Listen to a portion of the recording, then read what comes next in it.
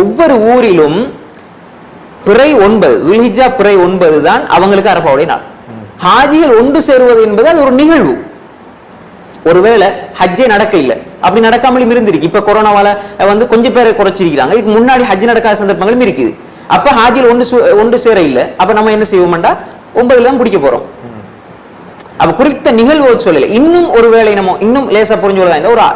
ஒரு 100 வருஷத்துக்கு முன்னுக்கு இப்ப லைவா எங்களுக்கு பார்க்க முடியாது, போன்ல பேச முடியாது, ஒண்ணுமே இல்லை. அவங்க இப்ப 10, 30, 40 வருஷத்துக்கு முன்னாடி எல்லாம் 6 மாசத்துக்கு முன்னாடி போவாங்க, 6 மாசத்துக்கு போறதான் வந்து சேருவாங்க. அங்க என்ன நடக்குது வந்தா தான் அவரு வந்து சேர்ந்தா தான் உயிரோட இருக்கிறாருன்னு நமக்கு தெரியும். அப்ப நமக்கு அரஃபாவில் ஒன்று விடுறாங்களா இல்லையா நமக்கு எப்படி தெரியும்? தெரியாது. அப்ப நம்ம 9ல பிடிச்சிட ஒரு பிரச்சனையும் இல்லை.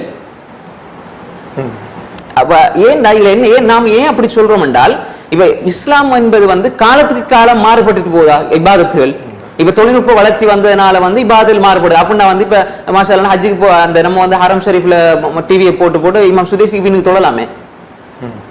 ஏன்னா லைவா தெரியுது, நல்ல அழகா கபத்துள்ளால இருந்து இந்த ஸ்கிரீன் நல்லா வளர்ந்து நம்ம அழகா தொழலாம், எந்த பிரச்சனையும் இல்லையே.